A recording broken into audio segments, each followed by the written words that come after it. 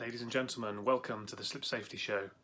I'm Christian Harris from Slip Safety Services, and my guest today is Colin Nottage. Colin is best known for the podcast that he hosts called the Interesting Health and Safety Podcast, and I'm honoured to be so far anyway, the first and only two-time guest on the podcast. One show talking about slip safety and the other about what we do in terms of cleanliness and hygiene safety as well. In addition to the podcast, as we'll hear, Colin has got a consulting business and he goes in with his team and helps to improve people's safety and risk management. But interestingly, as we'll hear about, a lot of this stuff comes down to getting systems and processes right. Very interesting conversation with Colin about what he does, some of the interesting stories he's seen over the years, and a fair chunk about the podcast and the benefits of that as a medium of spreading the word about the benefits of good, pragmatic and practical safety and risk management. So I hope you enjoy this episode. If you do, as always, I'd really appreciate a subscribe on YouTube, or whichever channel you're listening to this on. And so with that, let's get into the episode with Colin Nottage.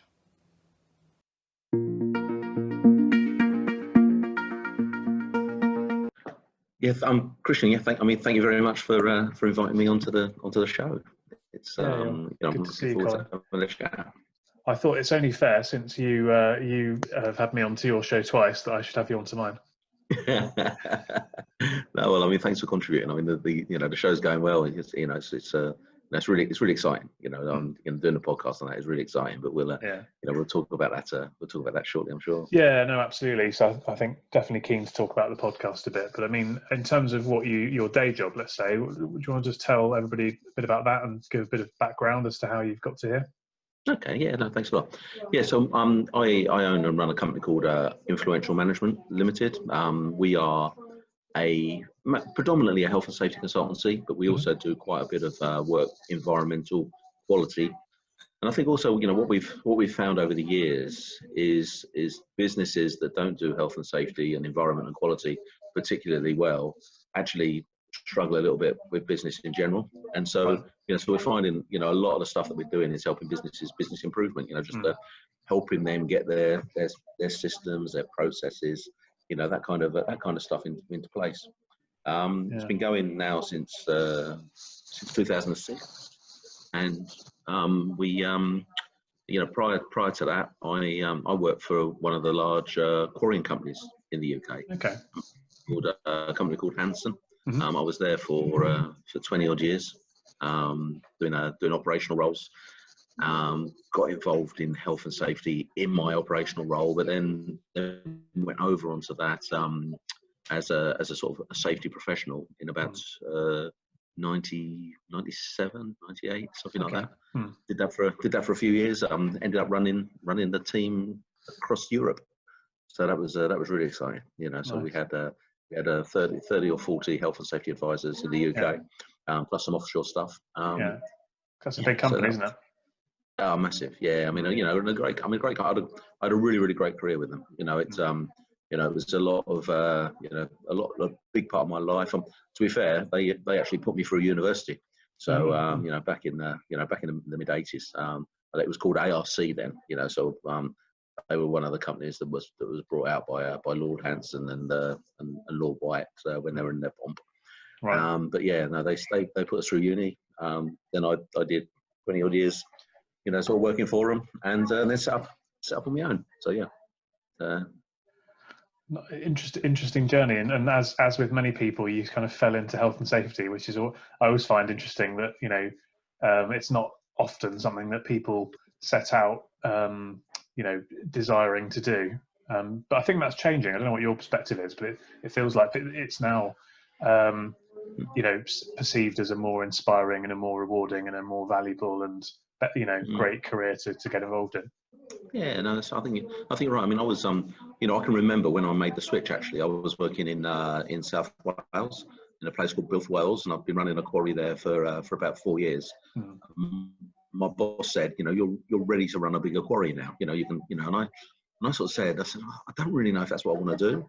And at the time, the company was employing a consultant to provide health and safety support.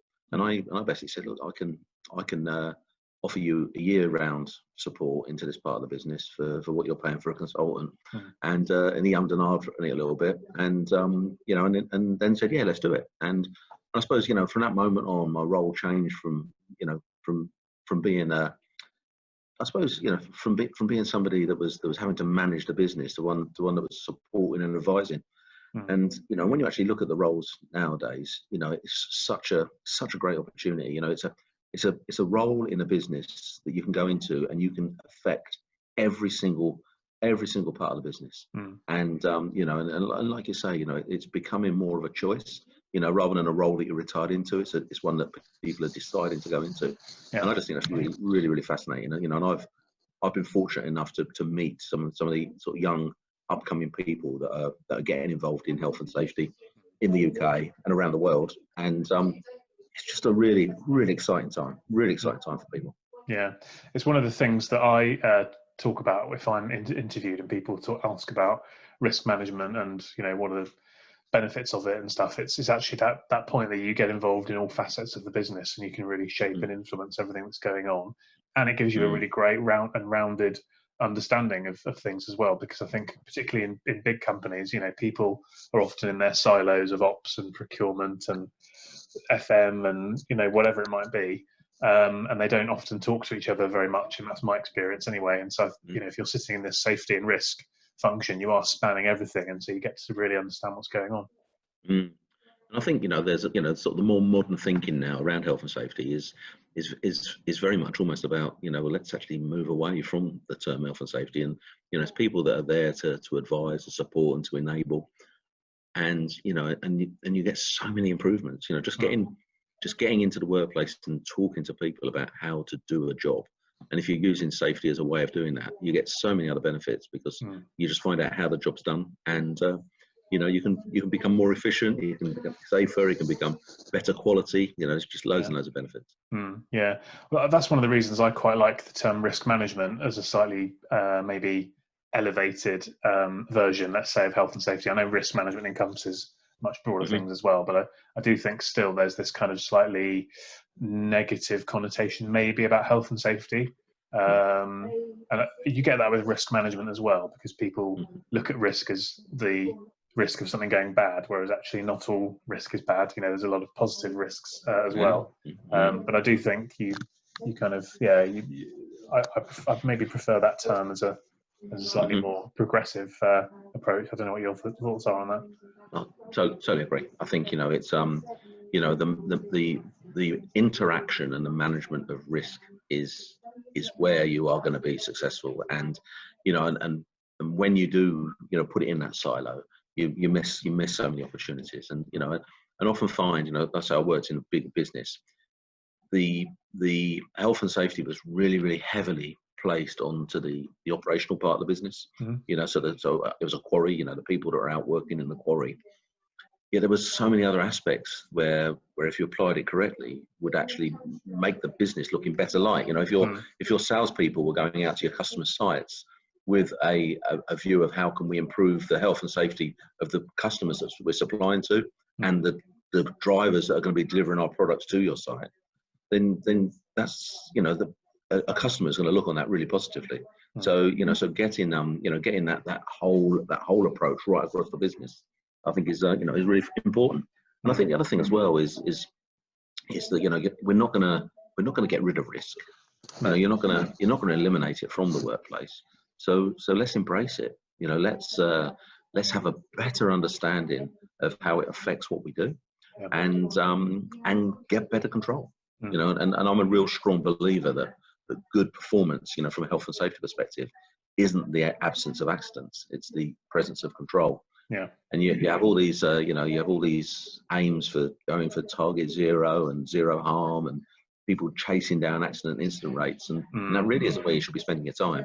You can't control you can't control the outputs. You can only control the inputs, can't you? So you can do everything, everything you possibly feasibly can realistically to prevent an accident, but you could still have an accident because there's always going to be human error or systems error or something can always go wrong. So you can't necessarily you can't necessarily manage what happens at the end. Albeit, of course, if you start taking proactive steps to change the input and the output improves, and that's a good sign, clearly.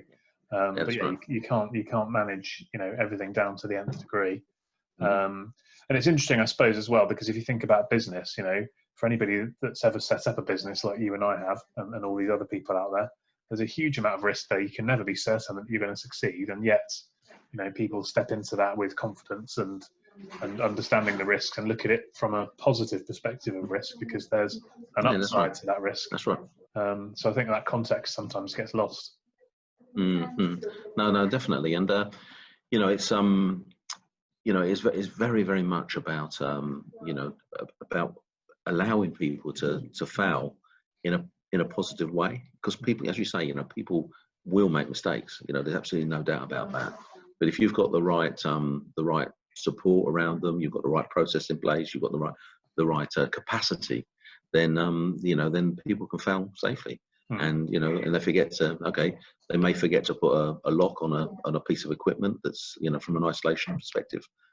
But if there's a right control in place that nobody's ever going to actually start that piece of kit up, then it I'm not saying it doesn't matter. People need to put their locks on, but if they get it wrong, they ain't going to get hurt. Yeah. And that's that's the kind of environment that I suppose is what you want to create. Yeah, it reminds me of a discussion you had with Todd Conklin on one of your show, which was he was saying that it was about giving people permission not to start tasks, I think is how he put it. So if you assess you're giving people that ability to make a dynamic assessment, and yes, you can stop a task if something goes wrong, but actually you should have the ability, or give the ability to people on the ground doing stuff, that actually they don't start a task until they're happy with everything, rather than waiting for something to look a bit dodgy. And I thought that was a really good way of looking at it. Yeah, I mean, I'm a real strong believer in that.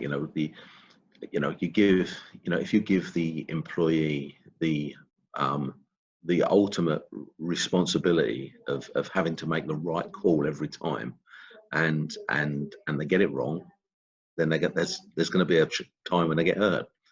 Whereas if you get the management in the business to have the responsibility of making sure that the right controls are in place before the work starts, then you're going to be in a much, much better place. Now, obviously, there's businesses, you can't do that for every single task and every single job, but it's about really looking, okay, then let's have a look at our business and let's see where the significant risk is, where are the things that are going to cause serious injury or harm. And let's make sure that we've got a really, really good handle on that, a really good control. And if you've got that, kind of thought process going, where you're really looking at those significant activity tasks and you're comfortable with them, then if the odd less significant things happens, then so be it. At least stuff does happen. So so it's getting that control. And it rewinds a bit back to one of the things you said in your intro about what your business does, and it's actually helping people with more broadly with systems and processes and things like that. And I think I agree that that's something that everybody could improve on. Certainly me, I'm not a huge systems and processes guy. I'm more of a blue sky thinking sort of person, I suppose, in terms of ideas and starting things off and so on and so forth. So I've got help with me, internally to make sure things happen like clockwork, which is needed. But what sort of areas do you see that is, typically not so good, or where you're doing the most to help people in that kind of sphere? Okay, so the systems that are written in an office without involving the people that are doing the job are the ones that are least effective. In actual fact, you should be getting your employees, your staff to actually write the systems with you. So that comes down to how you do your risk assessment, how you put your safe systems of work together. I like to use the term, and I was chatting to a guy called Adam recently on the podcast, the episode that is coming out soon, and I was sort of saying, if you're a business and you had some kind of sort of union, and the union decided to work to rule, okay, and so they were following exactly what you had written down in your procedures and your systems and your processes, would your business be able to work? Would it be able to function? Could you still work in exactly the way that you've written it down? Or do you in actual fact want your people to have a range that they can work within safely? Because you want your people to be flexible. You want people to be able to make informed decisions, because they are the experts. They're the people that are doing the job day in, day out. So building a procedure that gives them some flexibility, allows them to make informed decisions, is going to be a far better system than one that says you will turn this screw and you will press that button and you will turn this knob, because sometimes you don't want to be turning that knob or pressing that button. You want to be doing something else. Yeah. And so so it's about building it with confidence of the people that are actually using the system. Mm-hmm. That reminds me, it's similar to an example. We were doing some work with a pub company and going out and doing some surveys around obviously slip fall risks. And we went to one particular site. It's a pub and a nightclub company. And this was more of a nightclub. And they said, look, we know we have problems here because of X, Y, and Z. They've got single steps and bad lighting and smooth surfaces and obviously alcohol and drunk people and blah, blah, blah. Yeah. So, a cocktail of risks there. And they had identified, the manager had identified these particular spill control mats products that they knew worked in their particular venue. And so they wanted to be ordering these, and they were kind of blocked from ordering them because it was kind of like computer says no, sort of that's not within our system and our process. And actually, that was working for them. And they were very mindful of the fact that, these mats were 10 quid or whatever the cost was, but very, very small cost in the grand scheme of things in comparison to the cost of an accident, which could be, 10 grand for a claim plus loads of other money for other things as well. And it just brings it home, a good example of what you're talking about. Yeah, no, I mean, it's very, I suppose it's very difficult to visualize what failure looks like. And and then to be able to put a numeric value to that, can be, and so then being able to make the call on what is the best thing to do. It's difficult. If it was easy, then we'd all just do it. But I think having that having the view of, in actual fact, when this incident's going to happen rather than if. And actually maybe putting that kind of mindset and actually saying, look, somebody is going to slip or fall or trip or whatever it is at some point coming out of this premises. So what can we do to try and minimise that? Then that's a better way of doing it. And I see lots of people that do risk assessments and say systems of work, and they really don't look at the job in a in the round.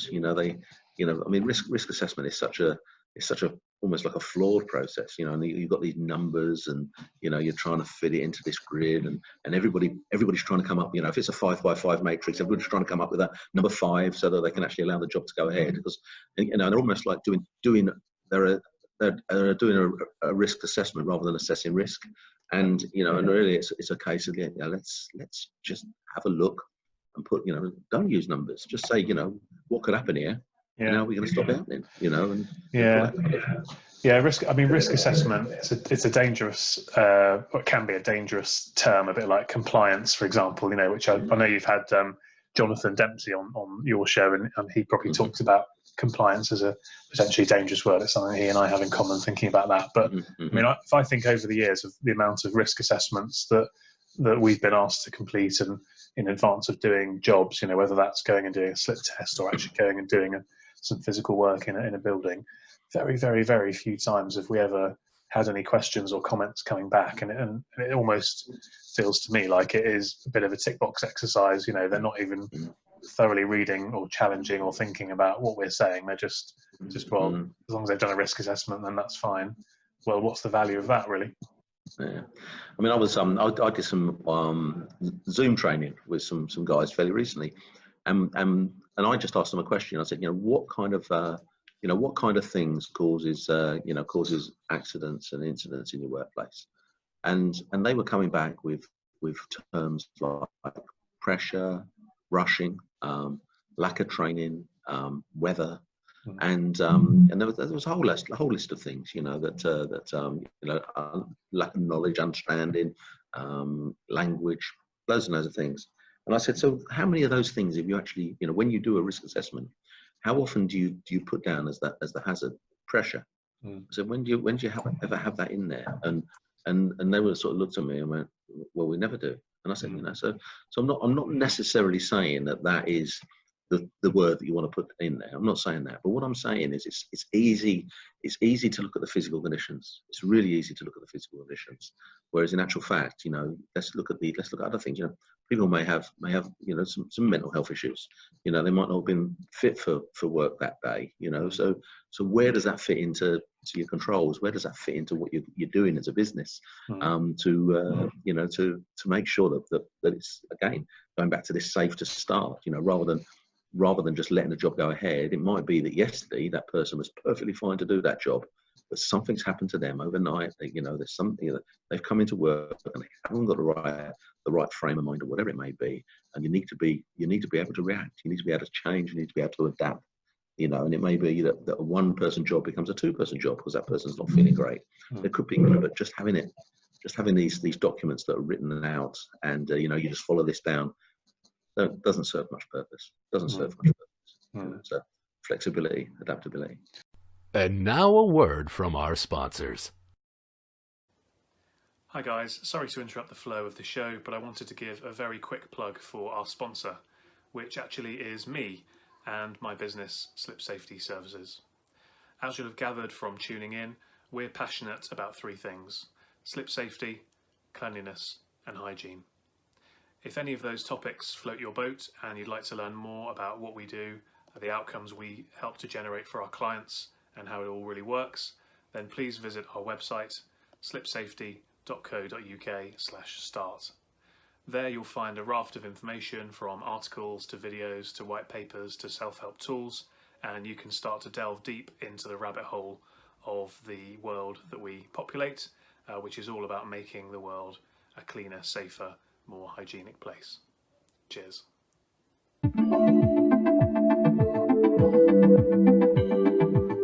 I think we're getting more and more able to make those kinds of dynamic risk assessments around mental health specifically, because people are more willing and able to say, okay, I'm not feeling great, whereas 5 years ago even it just wouldn't happen, would it? And I'm sure it still doesn't happen even now as much as it should, but I think we're kind of moving in the right direction.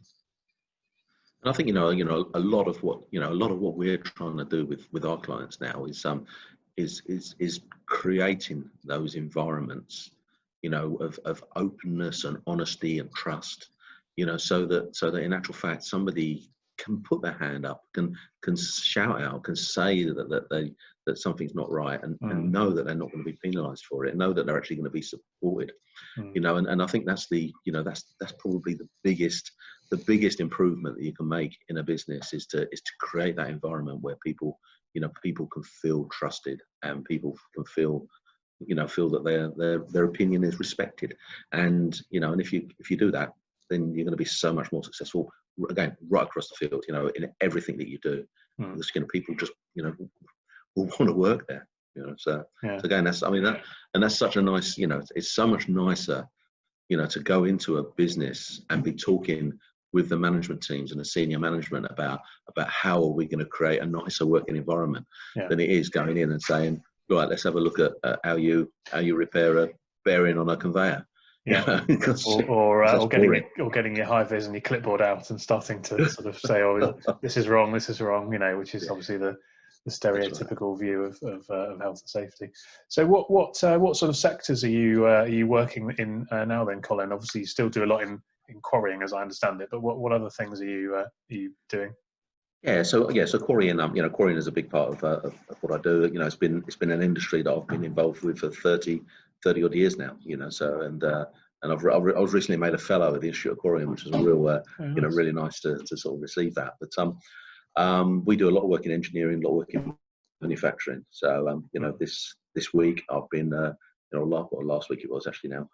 I was helping a shoe manufacturer down in Northampton. Just looking at how we went in to look at their COVID-19 setup. They've been shut down for quite a few weeks, and we went in to see how feasible it was to get them back operational.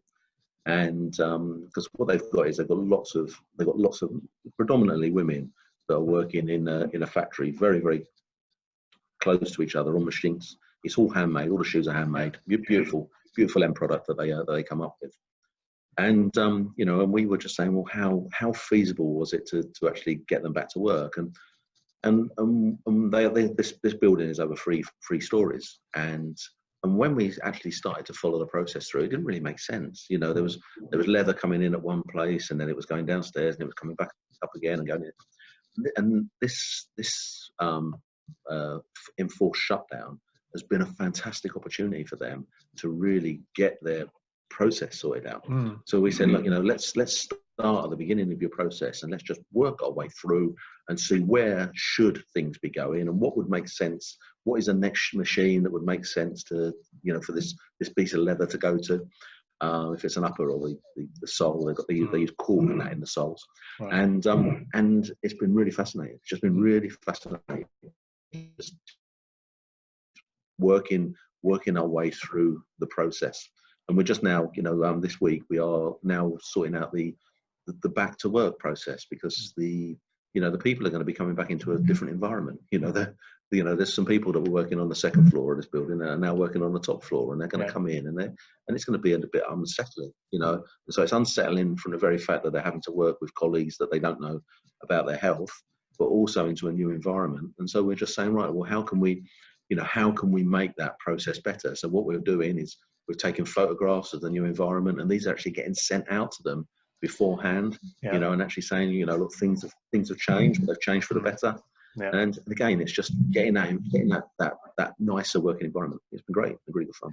Yeah, that's a good idea. I think pre communicating the changes, and that's something I've been talking about with clients and prospects, I suppose you'd say, about whole cleaning and hygiene aspects of the virus as well. And these are our cleaning methods and this is what we've done, and here we've cleaned and we've disinfected, and here's actually some videos of us doing it, or whatever it might be, just to give that confidence to whether it's the staff or the customers kind of coming back. I think that communication piece is really important. I really love that idea. That's something that I hadn't really considered, because they have got, it's not you, but they've got a cleaning company that do some work for them. I'll have to give you a number, but they should take some videos of that person doing the work. I think that's a really lovely idea. And it's just demonstrating, it's just showing that they're thinking about their employees. Yeah, particularly, I guess, in that kind of environment, because I imagine it's not that dirty, if you know what I mean. Like some of the, if you go to a restaurant and you go into the kitchen or the toilets, you often find that they're quite grubby, or a shopping centre or a leisure club, or there are lots of different environments out there that actually are sort of dirty aesthetically, for want of a better term. So you could see. You might be able to perceive the difference there. If before it was a bit grubby and now it looks sparkling and clean, that's great. Whereas actually, if something is has always looked okay, which I'm sure this client of yours has, then you probably wouldn't perceive that walking back through the door necessarily as a member of staff. So therefore, if you can show them the invisible stuff that's been going on that is designed to protect them, I think that can only be a good thing. Yeah, no, definitely. And what they've done is they've they have got rid of a load of rubbish that was laying around the site. What they've also done is they've given everything a paint as well. So they've all the walls, everything, walkways through the factory, everything's been painted, and and it's just transformed it. They've gone for nice bright colours, or say bright, light colours. Yeah, it's not red and purple and green.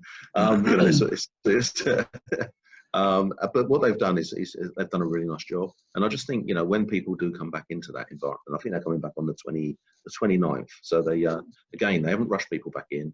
They want to get everything right. They want to get all their ducks in a line. And it's going to be a lovely environment for people to work in. And that will improve the quality of the shoes that they make for their customers. There's no doubt about it. They're going to be more efficient, more productive, more profitable. So everybody wins. Everybody wins. Yeah, no, that's good. Yeah. Well, Colin, I have to say you are a pro, because without even setting this up in advance, we've managed to end up talking about in that first section about communication, which is a fantastic segue into talking about the podcast. Okay, that's brilliant. Yeah, podcast. It's Christian, it's been so fascinating. I have we've done 102, 103 episodes that we've released. I think we've got about 110 all in all that have been recorded. And I didn't really know why I wanted to do it. I think I went on a course, about a year and a half ago, and it was, I suppose I wanted to raise my profile a little bit, and I wanted to give a little bit back to to people that I've been working with for a lot of years. That was my intention. But wow, what have I got? I've improved as an individual. There's absolutely no doubt that my thinking has been transformed by having the opportunity to talk to people. You mentioned Todd Conklin. He's one. Just a really, really influential guy who, is based out in the States, and who's just got a really, really great approach to health and safety and human performance and that kind of stuff. And that's been great. But I've had 30, 35 guests on, and they've all bought something a little bit different, and it's made me a all-rounded individual. There's absolutely no doubt about that. Yeah, I mean, it's I can't remember who I was talking to, but I made a similar comment, because I've not been doing as much of this as you have, obviously. But I think every time I have a conversation like this, obviously I just learn so much from it, and as you say, it makes me more well-rounded, and I always pick up a few really key insights, and that makes the cogs in my brain start turning, and it changes my thinking slightly and improves the way I go about things. And obviously that's the intention, isn't it? That if you, as the interviewer, are having those insights, then the audience should do as well. So that's the sign of, I guess, good value and good content. That's right. And we've had such a diverse range of people that have come on the show. You mentioned Jason Anker earlier. And I think one of the things that there was one line that Jason said to me that was really interesting, and because basically Jason fell off a ladder, ended up breaking his back, and has been in a wheelchair ever since.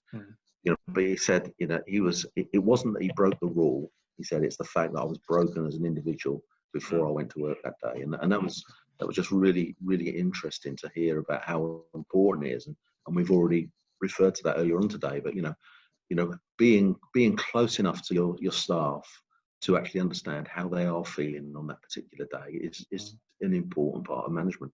And so then being comfortable and confident for them to go into the role that you've got planned for that day, or the role that they're going to be doing, and knowing that they're in the right frame of mind, is something that the management need to be aware of and need to be doing.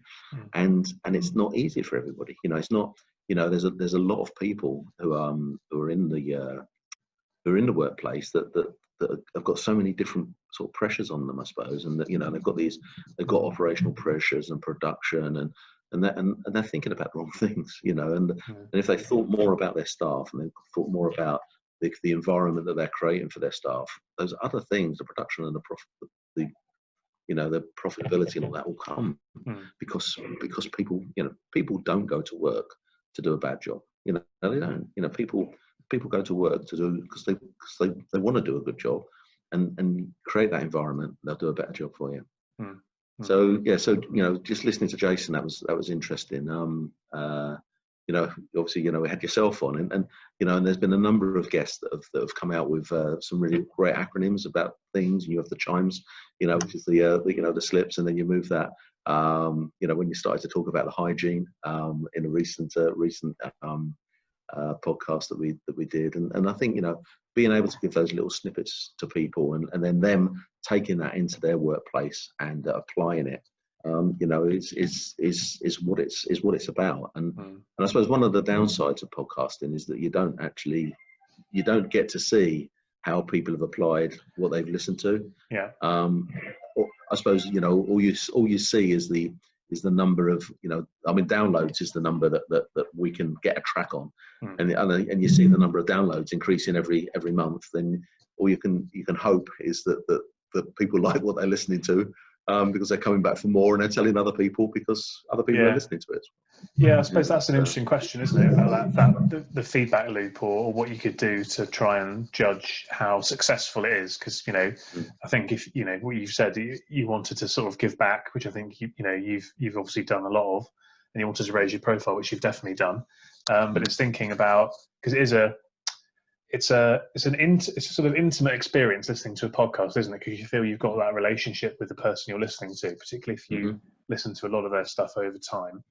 But then it is a one-way consumption rather than a two-way dialogue. So it's whether you can figure out a way of trying to get some feedback at some point, or I don't know whether you have like a listeners section on an episode. I listened to a podcast on marketing, and what they do. Well, I listened to a few, but this one in particular, they do a sort of a prize draw where they ask for listeners to write in or email in or whatever and say, I listened to this on this episode and I implemented it and here's the results I got. And then so that's a kind of good way of getting people to give them that feedback, and it sort of snowballs from there, because that encourages more people to give feedback and more people to share and so on and so forth. So that might be something worth thinking about. That's a really good idea. I mean, I'm really close with a fellow podcaster called James McPherson, who runs the Rebranding Safety podcast, and what we're going to do is we're going to every month we're going to sit down and talk about who we've been talking to over the previous month, and and what have been the things that we've gained from it. And I mean, we weren't quite sure how to do that, whether we did it like as a webinar or how we do it. But I think we probably want a webinar element so that we're allowed to talk about what it is. But I think we've definitely got to get that feedback element working. So whether we can go from a webinar to some kind of live chat like we're doing here, using the technology, using Zoom and other things to get that two-way interaction. I've met a couple of listeners, so I'm not walking down the street. I'm not walking down the street and people are flocking up to me. I'm calling on the interesting health and safety podcaster. But I've met a couple of people that have said, because I work around the country a lot. And, one of them was up in Sheffield, and I met up and just had a chat with one of the guys, Alexander, and it was just really nice, to sort of get there, to hear what they are getting out of listening, and and it's for me it's just great. I mean, I like to talk, and I like to listen, and and podcasting gives you a fantastic opportunity to do both. Yeah. I've had, again, like you, I've not had people stopping me on the street saying, "Oh, you're the slip safety guy," or whatever. But I have gone to trade shows, not in the last couple of months, obviously, but trade shows before, and people have actually stopped me and said, "Oh, I've seen one of your videos on LinkedIn," or I've gone to meetings before with a certain person, and they've brought a colleague along, and their colleague, who I've never spoken with or met before, has said, "Oh, I recognise you from LinkedIn." So I think there's definitely a benefit, and it shows that the content is getting out there. And I know, like me, you use LinkedIn to sort of promote this stuff as well. So I think the messages are getting out there, but it's you don't often hear about it until the time that you hear about it, I suppose. So it's just having that confidence to keep pushing on with it, and knowing that it is making a difference. Yeah, no, I think that's all you can do is just keep pushing on. And like I say, James and myself said, let's get together, because we've got between us we've got a big listenership, and it will just benefit our listeners hearing, giving them the opportunity to hear, what other people are talking about. And so yeah, so it's just more more good quality content. And I think people, if anybody out there is looking to do a podcast, I think my two bits of advice are make sure that you regularly put stuff out, and continually challenge the quality of the stuff that you put out. Yeah. And and if you can just make it better and better and better. I believe I'm a much better communicator now than I was when I first started to do the podcasting. I've definitely slowed down my my delivery. Yeah. Hopefully I don't do I still do a lot of ums and ahs and stuff like that.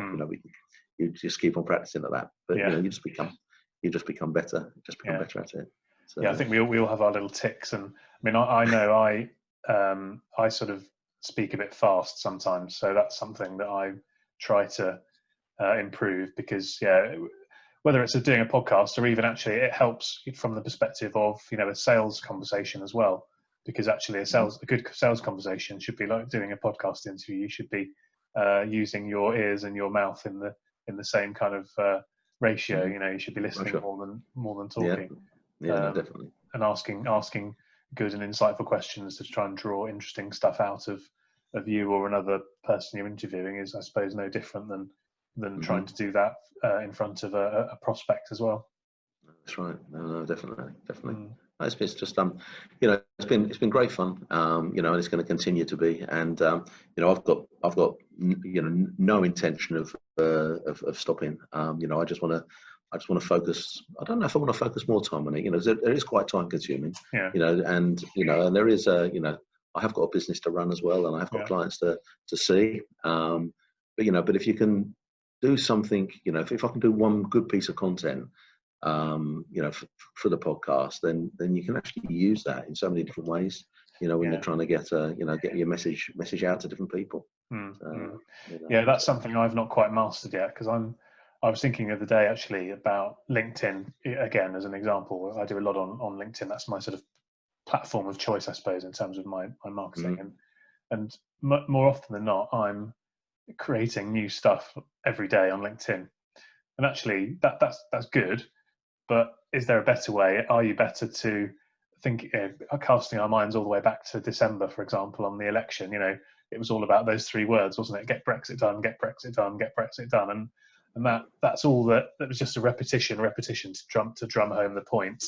And sometimes is it better to think, well, whatever message you're trying to get across for your business or whatever, you're better to focus in and be a bit more repetitive and reuse and repurpose than trying to create new stuff all the time. And so I've kind of decided I need to try and do a bit more of that, and a bit, allow that time, that creativity to be used for something else, maybe. Yeah, I mean, I've been I actually do this. It's called an elite speaker academy. So I'm on a course at the moment that we usually meet every month to try and improve our speaking skills. But at the moment we're doing it remotely. But this group really challenges in a really supportive environment, and it's that for me is the way you learn. When you're being challenged with being supported, then you learn absolutely loads and loads of stuff. But we're being challenged to do a lot more things like Facebook Live. So we're going to do a Facebook Live, and then at the end of that process, you can save that live episode, and then you can turn that into a podcast. You can have it transcribed and turn it into a little blog.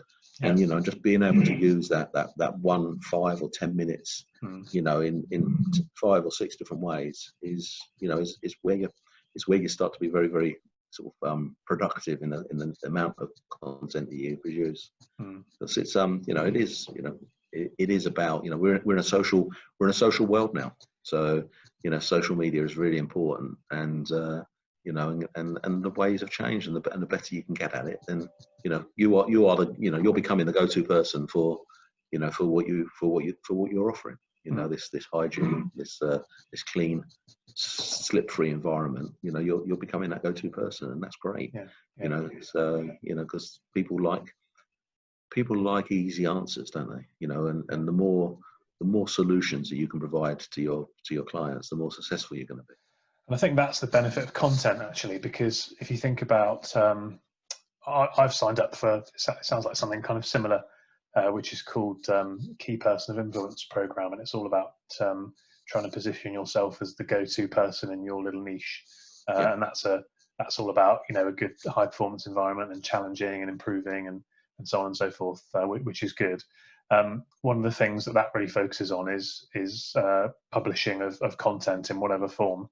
And if you look at the word authority, it includes the word author. In other words, you're creating some kind of content. And obviously in the past that was writing a book or whatever, which is still very relevant now. But I do think the way to be, the way to position yourself as being, the expert in whatever field you're in is to be creating stuff, not consuming it. And just by putting out, consistently, as you said, high quality content, you just kind of, you're the obvious choice, I suppose, and people aren't necessarily going to be looking around for other options, because if you're saying everything there is to say on the subject, and you're saying it in a sensible and a pragmatic way, well, this guy knows what he's talking about. I'd like to work with him.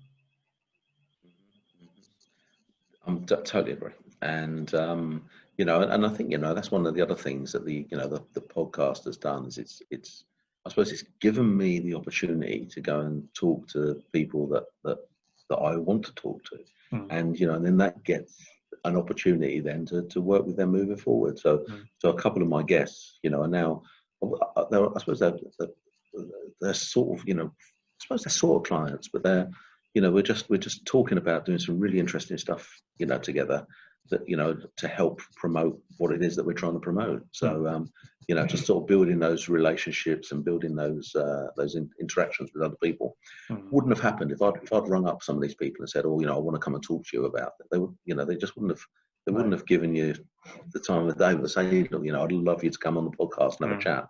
They just go, wow, yeah, cool, yeah, I'd love to do that, because those people that are outward going and they want to talk anyway. So it's it's great. It's really that's a good point, actually. I've not gone down that route yet of inviting a prospect or a potential partner or something like that on. I've typically been talking to people like you that I already know, and but yeah, I think that's something that's certainly worth thinking about.